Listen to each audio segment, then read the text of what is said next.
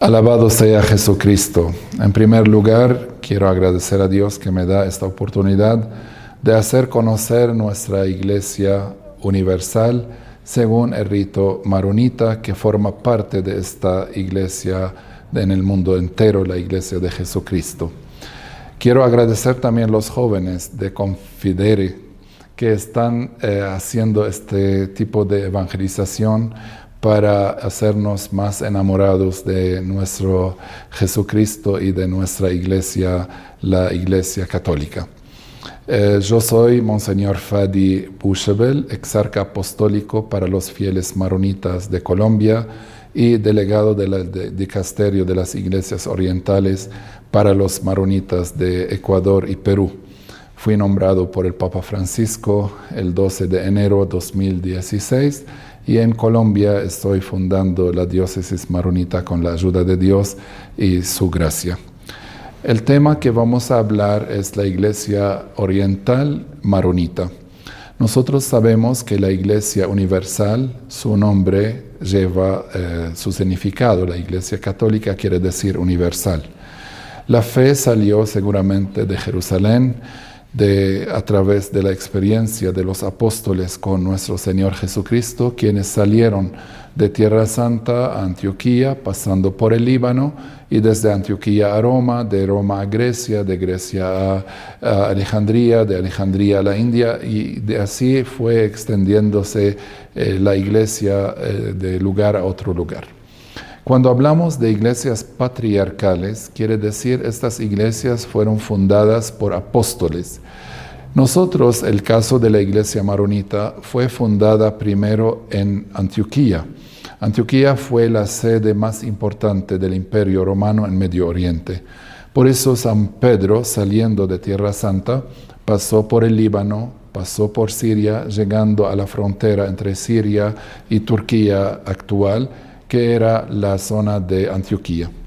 Allí vivió 7 años, fundó la iglesia de Antioquía y desde Antioquía fue a Roma.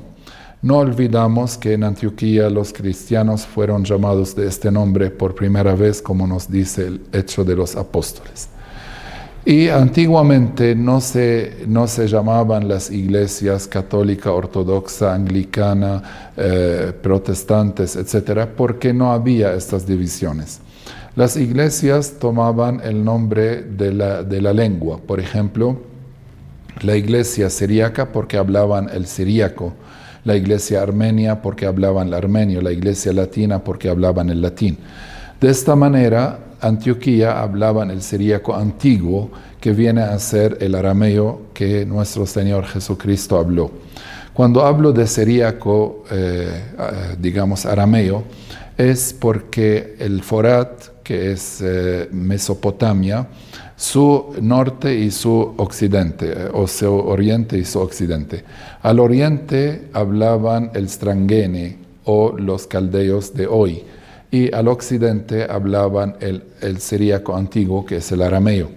Y nuestro Señor Jesús, como viene de Tierra Santa, del occidente del Forat, hablaba el siríaco antiguo, que es el arameo. ¿Cuáles son las diferencias pequeñas? La O y la A. Por ejemplo, si yo quiero decir en el nombre del Padre, del Hijo, del Espíritu Santo, en arameo oriental, digo, Shubholaba labra ruhat kutsha hadaloho amen. En cambio, si quiero hablar como Jesucristo habló, digo, Shubholabo labro ruhot kutsho hadaloho amen. Entonces, es la O y la A. Y nosotros, como iglesia de esta zona, que abarcaba toda la parte del occidente del Forat, Irak, un poco Siria, Líbano, Palestina, Jordania, toda esa zona. Entonces, la iglesia maronita era o pertenecía a la iglesia siríaca porque hablaban el siríaco.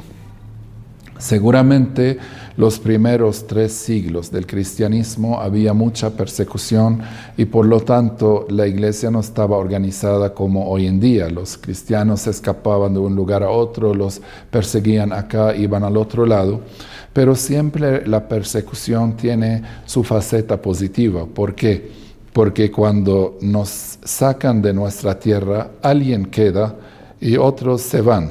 Los que se van echan raíces y los que se quedan vuelven a brotar. Por eso salieron de Jerusalén, fueron perseguidos, fueron a Antioquía, de Antioquía fueron perseguidos, fueron a Roma, de Roma fueron perseguidos, fueron a Grecia. Y de esta manera la iglesia fue echando raíces en nuevas culturas, en nuevos países, y del país original o del país madre volvía a crecer. Y de esta manera la iglesia católica fue extendida por todo el mundo.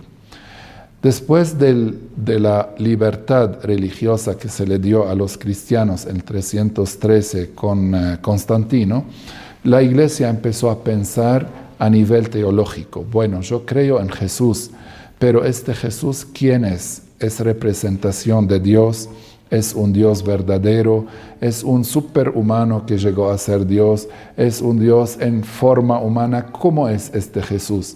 Y empezaron a nacer lo que se llaman las herejías. Y las herejías hacían que la iglesia convocaba a los concilios para definir la fe. En esta época había muchas herejías. Una de ellas decía que Jesús es el Hijo de Dios, pero en forma humana, quiere decir no era humano. ¿Por qué? Porque se consideraba que Dios no puede sufrir, Dios no puede morir, Dios no puede estar en el sepulcro. Pero la iglesia no así cree, porque la iglesia cree que la palabra se hizo carne. Por lo tanto, no son dos, es uno, una sola persona en dos naturalezas, la naturaleza divina y la naturaleza humana. Esto fue definido en el Concilio de Calcedonia 451. En este concilio, 3 iglesias orientales se separaron de la enseñanza de la Iglesia Universal, que fueron llamados los monofisitas, quiere decir creían en una sola naturaleza de Jesús. Por lo tanto, fueron los coptos, los siríacos y los armenios, y estos fueron de las primeras cismas de la Iglesia. Pero ellos decían que Jesús es divino en forma humana. Al principio no creían en la naturaleza humana. Una parte de la iglesia siríaca fue, los discípulos de un monje llamado Marún o Marón. Este santo murió antes del concilio 41 años. Quiere decir, San Marón murió 410 y por lo tanto no puedo llamarlo fundador.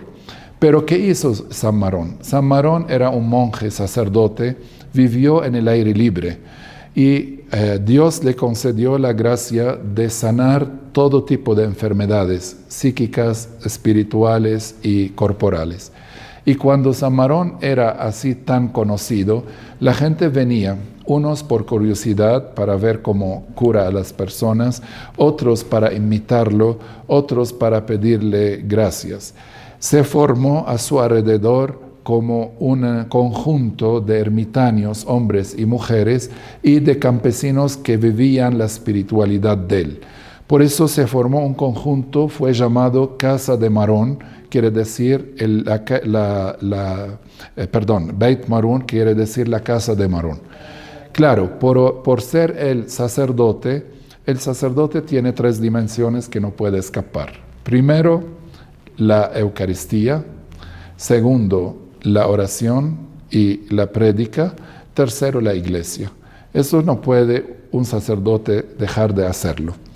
Al ser sacerdote, reunía a la gente para la Eucaristía.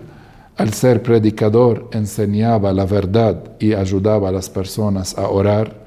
Y la tercera es la comunidad en sí como comunidad creyente. Por lo tanto, esta comunidad que fue fiel a su enseñanza, porque en nuestras oraciones hasta el día de hoy decimos 2 cosas. Una, dice, Marón llamó a sus discípulos y les pidió orar por Pedro, y porque Cristo lo puso piedra para fundar sobre ella la iglesia.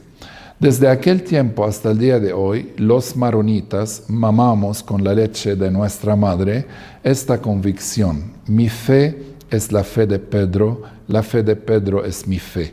Por lo tanto, no se dice un maronita católico porque no hay maronita que no sea católico. Cada maronita es católico. Cuando digo católico, quiere decir reconoce en la persona del Papa Pedro de hoy.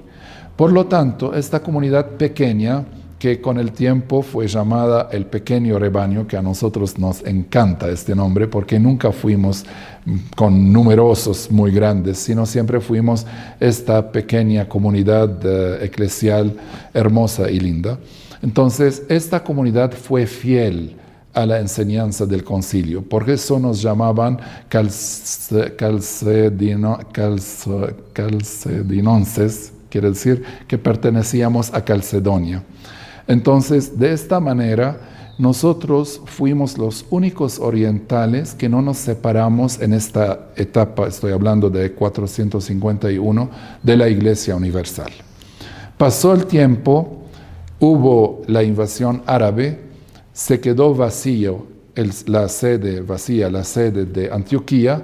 Los maronitas, que eran sacerdotes, obispos, laicos, pidieron a la Santa Sede de elegir un obispo que sea el primer patriarca para llenar el vacío que fue en la sede de Antioquía. Y eligieron el primer patriarca de la iglesia maronita, que se llama San Juan Marón, que era un hombre muy culto, un hombre bien preparado, hablaba muchos idiomas porque fue preparado en Grecia, sabía el griego, hablaba el arameo, hablaba un poco del árabe porque era la época de los árabes. Entonces fue bien preparado, organizó la iglesia como está hoy en día. Cuando se habla de una iglesia, se habla de una estructura eclesial, un patriarca, obispos, sacerdotes, consagrados y laicos. Y esta iglesia, que fue llamada la iglesia maronita, fue confirmada de esta manera en el siglo VIII, 787 por ahí. Y desde aquel tiempo hasta el día de hoy fue llamada iglesia, porque antes era como más comunidad que iglesia. Cuando se formó de esta estructura eclesial y renovó su unión con Roma, esto hizo que la comunidad eclesial maronita se llamara la iglesia maronita. Sus raíces, vuelvo a decir, es Antioquía. Pero en Antioquía hubo mucha persecución. Por lo tanto, la mayoría de los maronitas fueron a Siria, especialmente al monte de Korosh. Y este monte hizo que los discípulos de San Marón salieran al oriente a predicar el Evangelio. Llegaron al Líbano en el siglo VIII, más o menos, y en ese momento, en esta zona montañosa, habitaban los fenicios, que eran tercos, como nosotros hoy en día, y bien sólidos. Entonces no se abrieron a la buena noticia. Pero en este momento habían que pagar muchos impuestos al imperio bizantino y luego a los árabes, etc. Entonces los discípulos de San Marón fueron muy inteligentes, fueron a Siria, trajeron plata y redimieron a esta gente. En el lugar de que paguen ellos, pagaron por ellos. En ese momento se abrieron a estos misioneros y abrazaron la fe maronita. Desde aquel tiempo hasta el día de hoy, gracias a Dios, nosotros somos católicos 100%, seguimos la enseñanza del Santo Padre y para nosotros esto es una gracia ser maronita. ¿Por qué? Porque hay oriente y hay occidente. Entonces uno, si es oriental, goza de lo que es oriental, si es occidental, goza de lo que es occidental.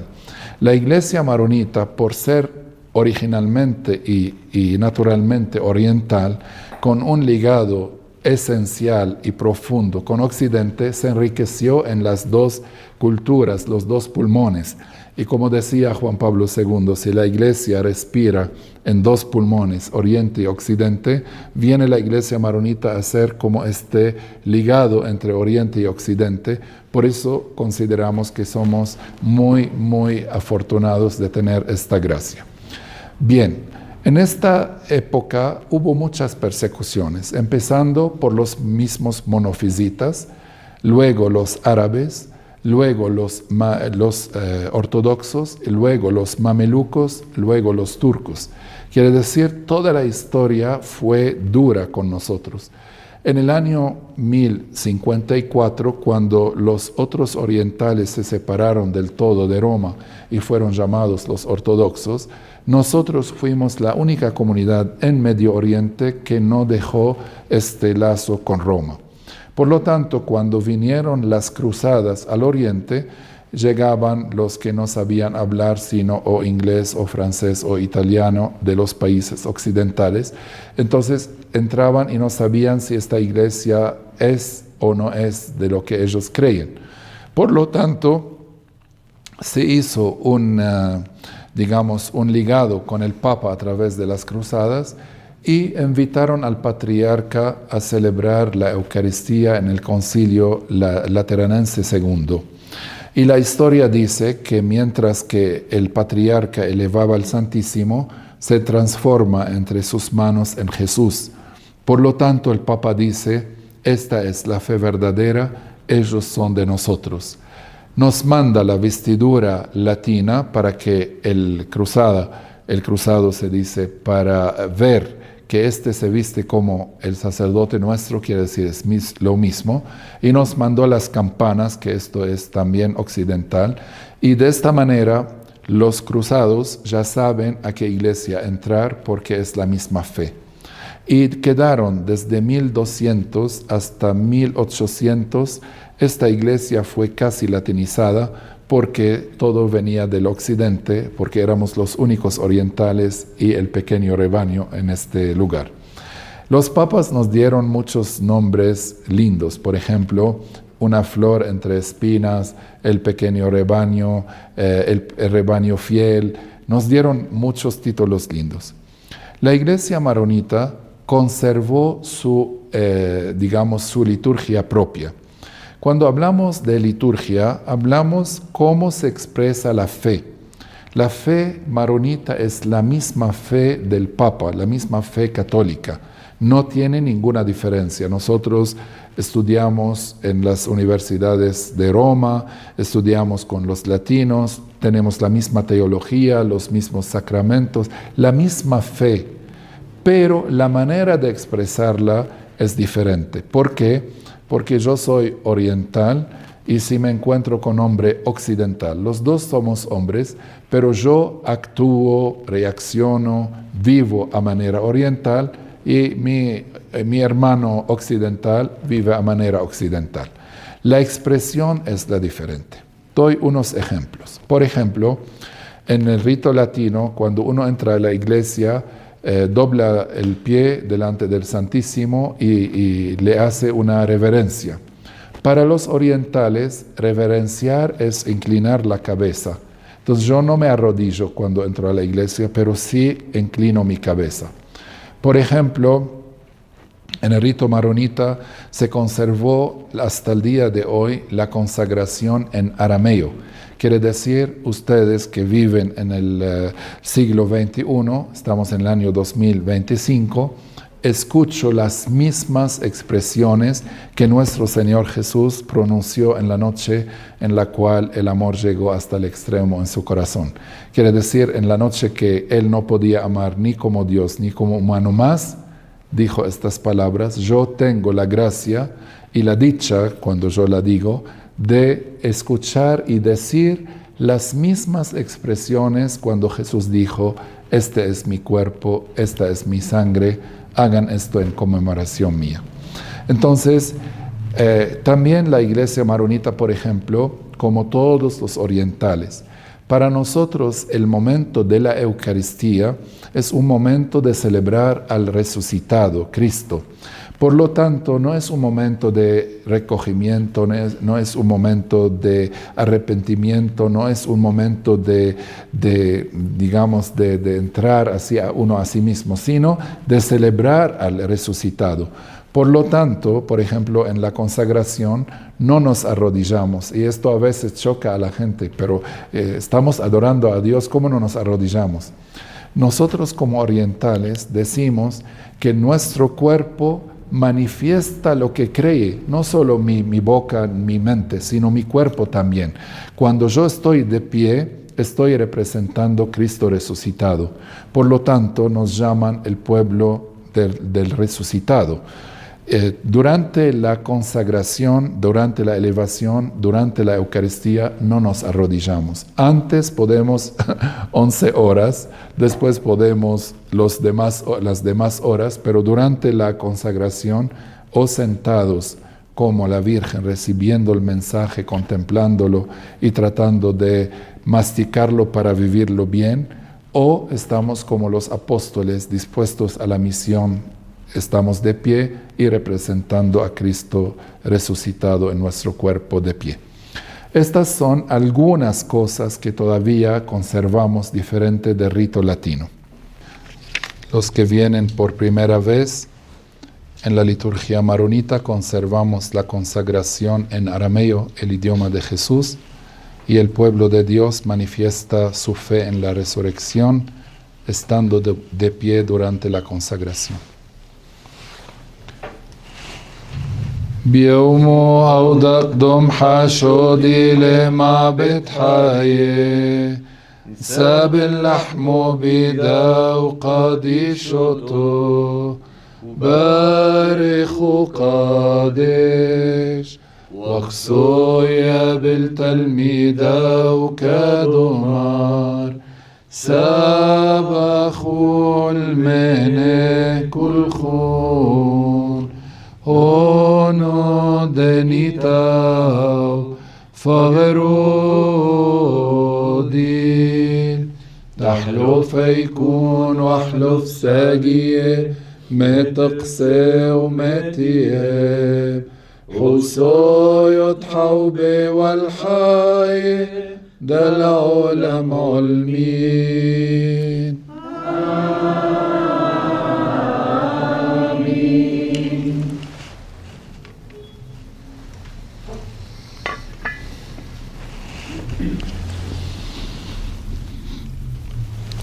وخانوا على الكوسو دمزغوا من حمرو من مايو بارخ وقادش ويا بالتلميذة وكدمار سابشتا ومنه كل خون هونو دنيتاو دموديل دياتيق يحداتو تحلف يكون واحلف ساقية متشاد ومتياب حسو يضحوبي والحي ده العلم علمين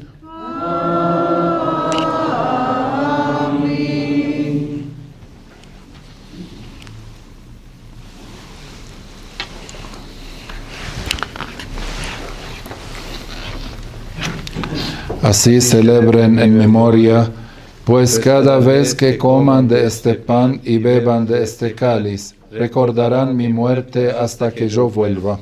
Conmemoramos tu muerte, Señor, confesamos tu resurrección, esperamos tu segunda venida y te pedimos misericordia y compasión, implorando el perdón de nuestros pecados.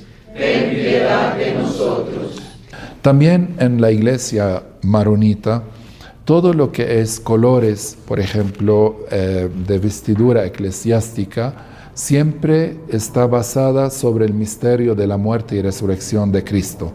Por lo tanto, por ejemplo, el alba que pone el sacerdote representa la sotana que Jesús tenía cuando la repartieron entre ellos los soldados. El cinturón representa la flagelación. El ámito representa el sudario que se puso en la cara de Jesús cuando fue puesto en el sepulcro. ¿Cómo se llama? La capa de la celebración es como la caridad que cubre todos los defectos, todos los pecados. Y es la capa de la gloria. Por eso ustedes ven al sacerdote maronita con una vestidura bastante linda, bastante llamativa, para representar lo que es el cielo, lo que es Jerusalén celestial, lo que Jesús hizo por nosotros y por nuestra salvación. También seguramente en la liturgia maronita está basada sobre muchos cantos. En el rito latino se utiliza mucho los salmos. En el rito maronita se utilizan los salmos, pero se utiliza muchos cantos inspirados por textos del Evangelio. Por ejemplo, cantamos la curación del ciego, cantamos la curación del paralítico, cantamos la narración de Marta y María. Todo lo hacemos como inspirados por el texto bíblico, lo hacemos un canto. Por eso si uno entra al oficio maronita, al oficio de las horas, casi todo el tiempo cantado. Y las oraciones son para ayudar el canto a ser más entendido y a ser más teológico. También se utiliza mucho los signos. Por ejemplo, las velas son esenciales, el incienso, las procesiones, los íconos, estos son esenciales porque para un oriental, hasta miren Jesús, cada vez que hablaba, daba por ejemplo, decía les hablo con ejemplos, proverbios o ejemplos. Y nosotros cuando hablamos, yo digo muchas veces, por ejemplo, tal cosa. Eso es muy de la cultura oriental. Cuando nosotros hablamos de los signos de la liturgia, es para llevarme a lo que yo creo. Por ejemplo, cuando digo la oración, ¿cómo llega a Dios? Entonces yo necesito informarle al creyente cómo llega mi oración a Dios. Entonces utilizo el incienso y digo que mi oración sea como el incienso de la ofrenda de la tarde, que el incienso, uno donde lo pone, sobre una llama encendida. Esa llama representa el corazón del ser humano enamorado de Dios. Pone el incienso, que es la oración, quiere decir lo que sale de nosotros, sale este humo, ¿cómo se llama? Sí, es humo, y va subiendo y de repente se esconde y no lo vemos más. Así la oración que sale del corazón del creyente va subiendo hasta que se esconda en Dios. Por eso, como dice el Papa León XIV, nuestro Papa actual, ninguna oración se va perdida, ninguna, porque toda va subiendo hasta llegar al corazón de Dios y Dios sabe cómo utilizarla. Entonces, hay muchas cosas que podemos aprender del rito oriental. El rito oriental maronita es un rito sencillo. Cuando digo sencillo, porque los maronitas nacieron alrededor de los conventos. Por eso tenemos el matiz monástico. Esta capucha de San Charbel y la mía la ponían los monjes. Esta se hacía de esta manera para que el monje solo se escucha a Dios, no lo deja el ruido del mundo afuera. Y venía hasta acá para que no vea sino la belleza de Dios. Estos monjes ayudaron a los campesinos que vivían alrededor de los conventos para enseñarles la oración, la contemplación y el trabajo manual. La palabra ma'alme es mi maestro, pero ma'alme puede ser también que quedó marcado en mí. Por ejemplo, este reloj, si yo lo aprieto, queda ma'allim en mi mano, queda como impreso en mi mano. Decían las personas a los monjes, ma'alme, mi maestro, pero no mi maestro en el sentido que me enseña, sino quien deja una marca en mi vida. Por eso los maronitas siempre fueron amantes de la liturgia, amantes de la iglesia y amantes de la Eucaristía como los monjes. Si ustedes van al oriente o vienen a nuestra iglesia, especialmente en Semana Santa, uno ve los laicos rezando por la mañana, al mediodía, por la tarde y hasta por la noche, porque era la vida de los monjes vivida con los campesinos, que fueron los primeros maronitas. Vivían con ellos en la iglesia, alrededor de la mesa de la Eucaristía.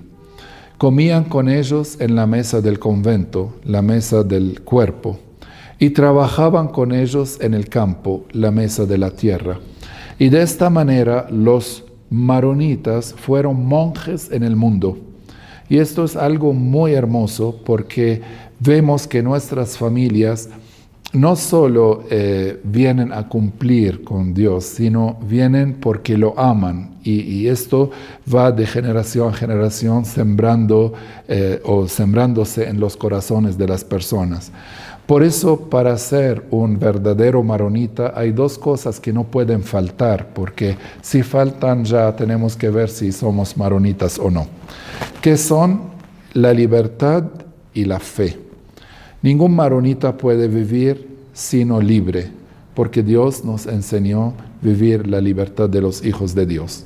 Y ningún maronita puede vivir sin la fe, porque la fe la que los salvó de las persecuciones, del destierro, de las matanzas, de la pobreza, del hambre, solo la fe.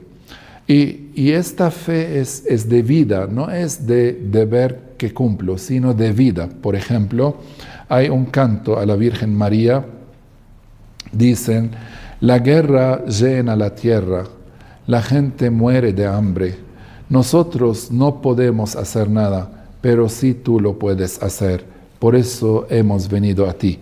Este canto fue hecho en el año 1914, cuando nuestros antepasados, nuestros abuelos, morían de hambre, morían por la guerra del 1914, Primera Guerra Mundial. Entonces, la Iglesia reza lo que cree, y cada vez que nosotros expresamos nuestra fe, expresamos que esto lo que nosotros creemos. Por lo tanto, vienen las oraciones, los cantos, como de la vida misma nuestra. Por lo tanto, la Iglesia maronita, su espiritualidad es espiritualidad de campesino. Se utiliza mucho la analogía con la siembra, con la semilla, con la tierra.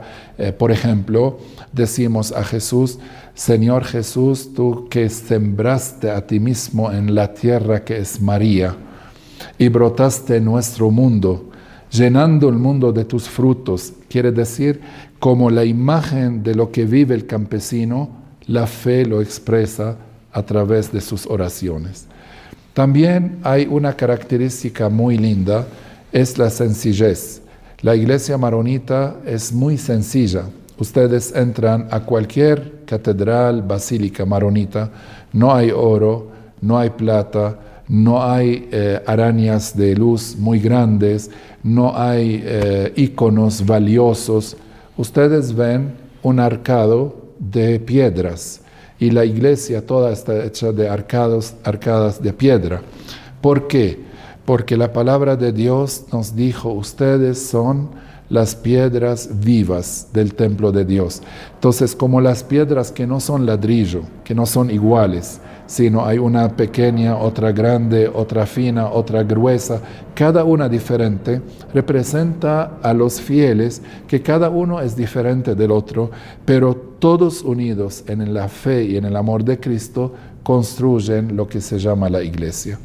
Y por lo tanto, esta iglesia, que es muy, muy pequeña, relativamente en el Oriente no llegamos a 1 millón de personas. Solo para que tengamos idea, de 100 años hasta acá, no voy a hablar de los anteriores, solo de 100 años hasta acá, nosotros tenemos 6 santos proclamados, tenemos 5 beatos proclamados, tenemos 3 venerables, tenemos 7 candidatos que su causa está abierta en Roma, sin hablar de los mártires y de los testigos de la fe que murieron solo porque creían en Jesús. Pero esta iglesia no quedó en Oriente. por la persecución, como decía al principio, llevó esta iglesia a extenderse. Hoy en día estamos en Australia, en Oceanía, en Estados Unidos, en Canadá, en África, en América del Sur, de toda América en el Sur tenemos presencia en Europa, tenemos presencia en Medio Oriente. Entonces esta iglesia ya no es una iglesia local, sino una iglesia universal. Esta iglesia universal también llevó sus hijos a la santidad. Por ejemplo, hay siervo de Dios, un sacerdote de origen maronita que vivió en la iglesia maronita 16 años. Después sus padres inmigraron a Venezuela y se hizo sacerdote. Hoy en día su causa está abierta en Roma, llamado Padre Pedro Lahoud. Hay la última beata brasilera, su mamá era maronita. La beata Cristina Isabela Campos, el apellido Murad, su mamá es maronita. Tenemos un Jorge José Abinader, es un padre de familia, también es maronita, que vivió en Argentina, su causa está abierta en Roma. Entonces vemos una fertilidad de santidad en esta iglesia. Yo pienso que todo esto porque si quiero resumir todo el título de la iglesia maronita, además de ser el pequeño rebaño, podemos decir el pequeño rebaño que es fiel a Cristo y a la iglesia universal. Esa fidelidad. Y no hay un amor verdadero, sino es un amor fiel. Por lo tanto, si queremos aprender algo de esta iglesia, que Dios la bendijo de tantas bendiciones, es la fidelidad. Fidelidad a Cristo, fidelidad al Evangelio, fidelidad a la iglesia encabezada por Pedro. Por lo tanto, los maronitas que hoy en día estamos en todo el mundo, yo pienso que estamos trabajando con humildad, lo digo, pero con verdad también, porque, como decía Teresa de Ávila, la humildad es decir la verdad. Yo pienso que la iglesia maronita en todo el mundo, a través de San Charbel, especialmente como figura de ícono de la iglesia maronita, está renovando la fe en muchos lugares. Yo ayer estaba leyendo lo que está haciendo San Charbel en Irlanda, donde la fe ya se enfrió mucho. Si venimos aquí a Colombia, todo ese fenómeno de San Charbel, hasta los periodistas dicen San Charbel está a la moda hoy en día. Si vamos a Europa, cualquier lugar, si vamos a Australia, si vamos a Canadá, si vamos a Estados Unidos, San Charbel es como el imán que atrae a las personas al amor de Jesús. Termino con una característica muy, muy importante. Una vez el Papa Pablo VI expresó una frase y dijo, si no somos marianos, no podemos ser cristianos. Yo pienso que esta frase se aplica totalmente a la iglesia maronita, porque no hay un maronita que no sea mariano. Para nosotros, la primera palabra antes de decir papi, mami, o papá o mamá, nuestras madres nos enseñan a decir Adra. Adra quiere decir virgen. Cuando somos muy pequeños, nuestras madres nos llevan delante de la Virgen y empiezan a decirnos, digan Adra, digan Virgen. Y desde aquel momento hasta que morimos, nosotros día tras día tenemos esta relación íntima con la Virgen María. ¿Por qué? Porque como fue iglesia perseguida, una iglesia mártir, una iglesia siempre dolorida por los sufrimientos de las guerras, del hambre, de las matanzas, esta iglesia como hija siempre veía en su madre la protección. Cuando un niño tiene miedo, cuando un niño tiene algún problema, generalmente corre a su mamá. Y por lo tanto, nosotros creemos que esta cercanía a la Virgen viene de estos peligros permanentes que vivimos. Pero, como decimos en nuestro canto mariano, antes de hablar, tú nos escuchas. Donde vamos, tú nos acompañas. Y le decimos en el himno, que también lo aprendemos desde niños hasta morir, que decimos: oh Madre de Dios, oh tierna, si tu cuerpo está lejos de nosotros, tus oraciones nos acompañan. Y es una oración hermosísima.